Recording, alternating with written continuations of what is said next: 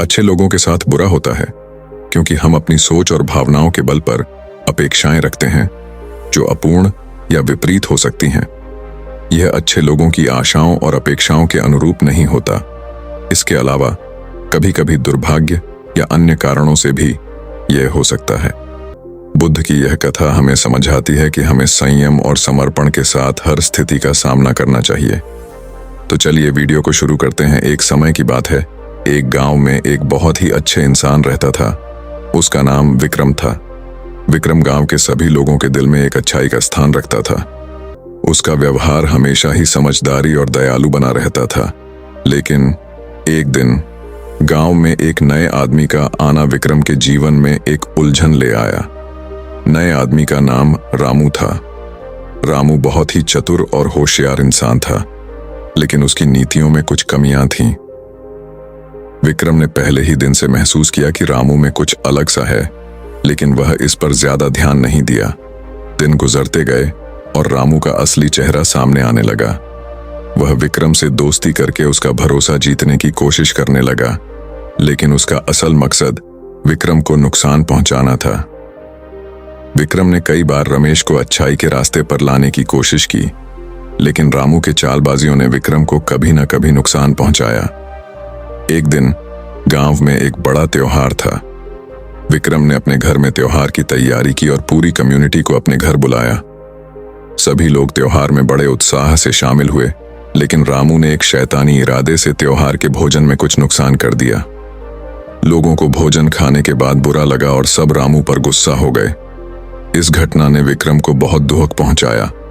उसने समझा कि कभी-कभी अच्छे लोगों के साथ बुरा इसलिए होता है क्योंकि वे दूसरों पर भरोसा करते हैं और उनका साथ देते हैं, लेकिन कुछ लोग उनका साथ गलत इस्तेमाल करके अपने स्वार्थ के लिए इस्तेमाल करते हैं। विक्रम की यह घटना एक बहुत महत्वपूर्ण सबक सिखाती है।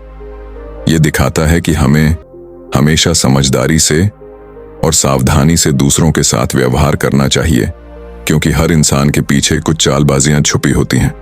लेकिन इसका मतलब यह नहीं है कि हमें भरोसा करना बंद कर देना चाहिए। विक्रम का उदाहरण हमें यह देता है कि चाहे लोग हमें कितनी भी बुराई क्यों न करें, हमें अपनी अच्छाई और नेकी को बरकरार रखना चाहिए। और सबसे बड़ी बात, हमें दूसरों के साथ प्रेम और समझदारी से व्यवहार करना चाहिए, क्योंकि यही हमारी सच्ची महानता को प्रकट करता है। इस कहानी को निम्नलिखित भागों में बांटा गया है, जैसे कि ईर्ष्या और जलन एक ऐसा भाव है जो लोगों को अच्छे लोगों की सफलता या गुणों की वजह से हो सकता है। यह भाव उनके अंदर स्वार्थ और असुरक्षा की भावना उत्पन्न कर सकता है, जिससे वे दूसरों के साथ बुरा व्यवहार कर सकते हैं।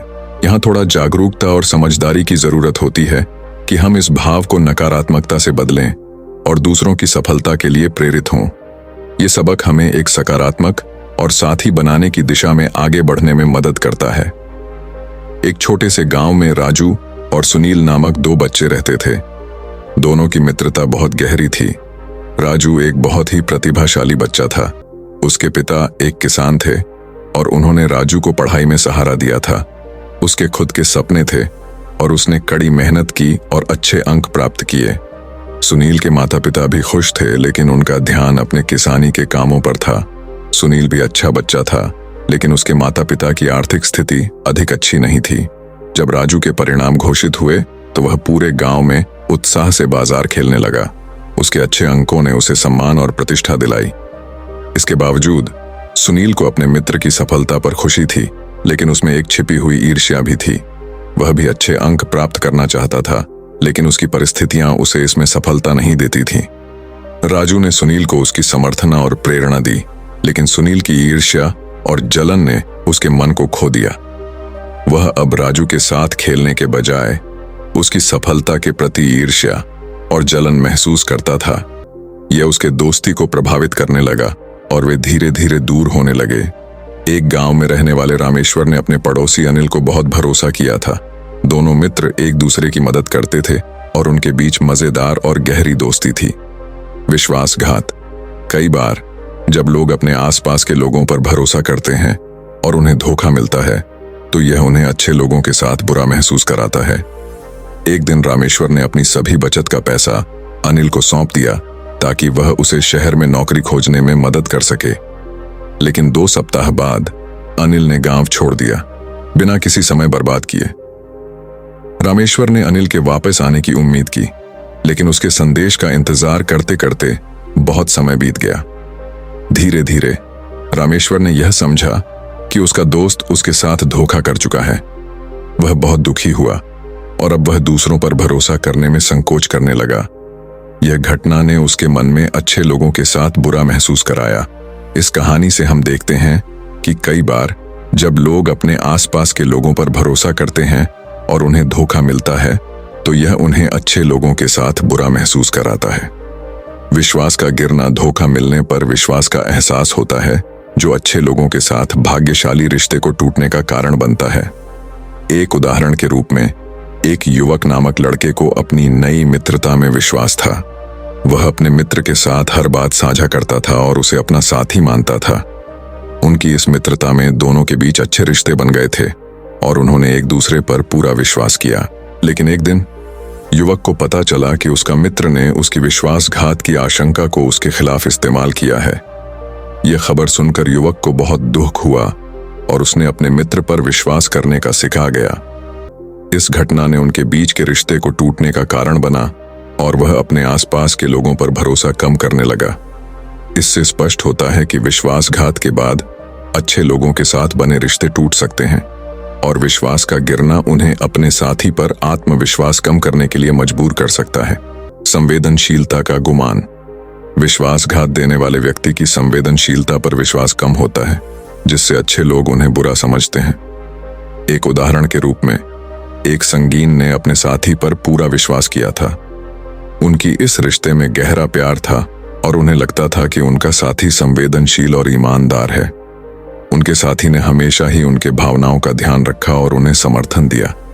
लेकिन एक दिन संगीन को पता चला कि उनका साथी उनके पीछे किसी लड़के के साथ छिपकर बातें कर रहा था। इस खबर से संगीन को बहुत आहत हुआ और उनके साथी की संवेदनशीलता पर विश्वास कम हो गया। उन्हें लगने लगा कि उनके साथी ने उनकी भावनाओं को ठेस पहुंचाई और उन्हें धोखा दिया। इससे अब संगीन के आसपास के लोग उन्हें अच्छे लोगों की श्रेणी में नहीं रखते और वे उन्हें बुरा समझते हैं। इस घटना ने संगीन की संवेदनशीलता पर भी उन्हें आशंकित किया और उन्हें लगता है कि अब किसी के साथ विश्वास करना मुश्किल है। स्वार्थ और लोभ के प्रभाव से अच्छे लोगों के साथ बुरा हो सकता है। जब एक व्यक्ति स्वार्थी और लालची होता है, तो वह अपने आसपास के लोगों के साथ संबंध बनाते हैं जिसमें उनके स्वार्थ को ही महत्व देते हैं। ऐसे मामलों में वह दूसरों का उपयोग करता है और उन्हें सिर्फ अपने लाभ के लिए इस्तेमाल करता है, जिससे संबंधों में कमजोरी होती है। इससे अच्छे लोगों को विश्वास और विश्वासघात की प्रोसेस में विश्वास की समस्या हो सकती है और उनका संबंध टूट सकता है। इसके अलावा अच्छे लोगों के लिए यह दुखद होता है कि वे अपने साथी की स्वार्थपरता को समझने में समय और ऊर्जा खो देते हैं, जिससे उनका अपने साथी के प्रति विश्वास कम हो सकता है। इसलिए स्वार्थ और लोभ की भावना संबंधों को कमजोर और अस्थिर बना सकती है, जिससे अच्छे लोगों को बुरा हो सकता है। सम्मान की कमी। स्वार्थी और लोभी लोग अक्सर दूसरों के साथ सम्मान की कमी करते हैं, जिससे संबंधों में विसंगति आ सकती है। अप्रत्याशित व्यवहार। स्वार्थी और लोभी लोग अक्सर अप्रत्याशित या अनुचित व्यवहार करके दूसरों के साथ सम्मान की अनदेखी कर सकते हैं। अपमान करना। यदि किसी व्यक्ति को अपमानित किया जाता है, तो वह संबंधों को कमजोर कर सकता है और विसंगति उत्पन्न कर सकती है। आत्मिक स्वार्थ। लोभी लोग अक्सर अपने ही लाभ के लिए दूसरों का अपमान कर सकते हैं, जो उनके साथी की आत्मिक समर्था को कम कर सकता है। अधिकार का दबाव। स्वार्थी लोग अक्सर अपने साथी को नियंत्रित करने की कोशिश करते हैं, जिससे सम्मान की कमी होती है। द्वेष और असंतोष। यदि किसी व्यक्ति को अपनी भावनाओं और विचारों की समझ नहीं होती, तो वह असंतोष और द्वेष महसूस कर सकता है। असमानता महसूस करना। सम्मान की कमी से व्यक्ति असमानता महसूस कर सकता है और उसके बीच विसंगति उत्पन्न हो सकती है। संबंधों में असहमति। सम्मान की कमी से संबंधों में असहमति उत्पन्न हो सकती है और वे असहमति में विचलित हो सकते हैं। अस्थिरता और बेतुका आवाज। जब व्यक्ति को सम्मान नहीं मिलता, तो वह अपनी आवाज को बेतुका और अस्थिर महसूस कर सकता है। अत्यधिक मंदकता। सम्मान की कमी से व्यक्ति को अपने अपेक्षित स्तर पर पहुंचने की भावना महसूस नहीं होती और वह अत्यधिक मंदता का अनुभव कर सकता है। अज्ञान और भ्रम। अच्छे लोग अक्सर अज्ञान या भ्रम में फंस जाते हैं, जिससे उन्हें दूसरों के इर्द गिर्द के लोगों पर गलत धारणाएं हो जाती हैं। जैसे किसी गांव में एक बहुत ही अच्छा और सच्चा इंसान रहता था, जिसका नाम राम था। राम एक प्रकार से गांव का सहारा था, क्योंकि उसने हमेशा सभी की मदद की और सभी के साथ अच्छा व्यवहार किया। उसकी समझदारी और दयालुता के चलते गांव वाले उसे अपना मित्र मानते थे। एक दिन गांव में एक अज्ञात व्यक्ति आया। उसका नाम श्याम था। श्याम ने गांव में एक छोटी सी दुकान खोली और वहां रहने लगा। उसकी बातों में चालाकी और मिथ्यावाद था, लेकिन श्याम के चेहरे पर इसका पता नहीं चलता था। राम ने श्याम का स्वागत किया और उसे गांव का हर तरह का समर्थन दिया, लेकिन श्याम की नीयत में बदलाव के चलते वह धीरे धीरे गांव के लोगों को अपनी प्रताड़ना का शिकार बना दिया। श्याम ने गांव वालों को धोखा देकर बड़ी बड़ी बातें कहीं और लोगों को उनकी भविष्यवाणियों में यकीन दिलाया। लोग उसके बातों में अंधविश्वास में पड़ गए और उसकी बातों पर विश्वास करने लगे। राम ने श्याम के बारे में कुछ संकेत पाए और उसके व्यवहार को ध्यान से देखा।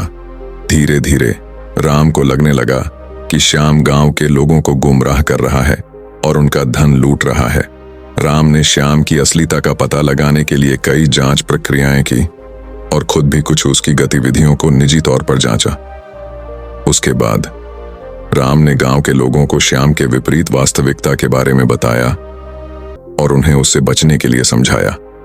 आखिरकार गांव के लोगों ने राम की बातों को माना और उन्होंने श्याम को गांव से बाहर निकाल दिया।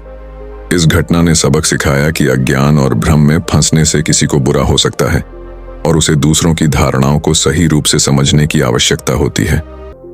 एक बार एक युवक ने एक संत के पास आकर एक सवाल पूछा, महात्मा, लोग कभी अच्छे लोगों के साथ बुरा क्यों करते हैं? संत ने उसे एक आंधी के संदर्भ में एक उत्तर दिया। संत ने युवक से कहा, बेटा, जब आंधी आते समय पेड़ जो सबसे अधिक जड़ से मजबूत होता है, वही उसी से काटा जाता है। लोग अच्छे लोगों को उसी कारण से अक्सर बुरा करते हैं, क्योंकि वे उन्हें सबसे अधिक आश्चर्यजनक और समर्थ देखते हैं। यह सुनकर युवक को अचानक समझ आया कि अच्छे लोगों के साथ बुरा क्यों होता है। यह संदेश उन्हें गहरी सोच पर विचार करने के लिए प्रेरित किया। बुद्ध के उपदेश ने आनंद को बड़ी चेतना में लाया। उनके शब्दों ने उन्हें समझाया कि जीवन के कठिन पलों में ही उनकी साहसिकता और सामर्थ्य का परीक्षण होता है।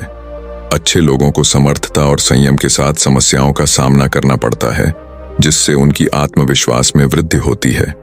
यही कारण है कि जो लोग अधिक आदर्श बनते हैं, उन्हें जीवन में अधिक परीक्षण का सामना करना पड़ता है। अगर आपको हमारी वीडियो पसंद आई हो तो वीडियो को लाइक और चैनल को सब्सक्राइब करें। धन्यवाद।